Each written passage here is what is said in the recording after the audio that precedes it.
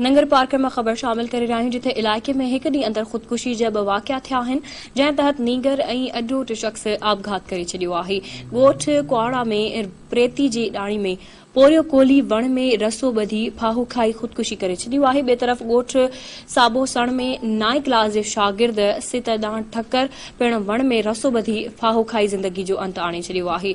हिकु भेरो ॿीहर अव्हां खे नंगर पार्कर में ख़बर ॾींदा हलूं जिथे नंगर पार्कर जे इलाइक़े में हिक ॾींहुं अंदर ख़ुदकुशी जा 2 वाक़िया पेश थिया आहिनि जंहिं तहत नीगर ऐं अॼोट शख़्स आपघात करे छॾियो आहे।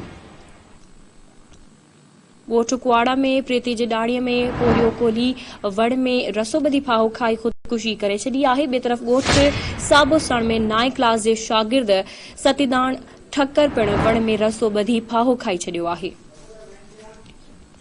तफ़सील मालूम कंदासीं धरती टीवी जे रिपोर्टर जावेद अली ख़ास खैली खां। जावेद ने हवाले सां तफ़सील ॿुधाईंदा।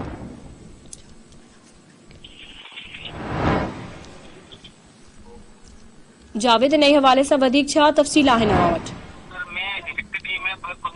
वाक़िया पेश आया नगर पार्कर जे ॻोठ कुआड़ा पिरबते जी डाणी में 40 साला शादीशुदा पूरियो वल्द राणो कोली कंडी जे वण में रसो ॿधे ख़ुदकुशी करे छॾी आहे त पुलिस मूजिब नौजवान जो दिमाग़ी तवाज़ुन ठीक न रहंदो हो जॾहिं त पुलिस वाक़िए वारे हंधि रवानी थी वई।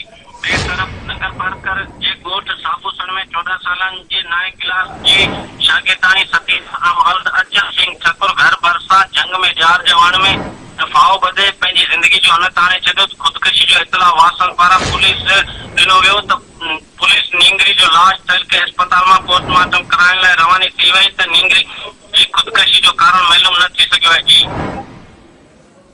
जावेद अपडेट करण लाइ तव्हांजी महिरबानी।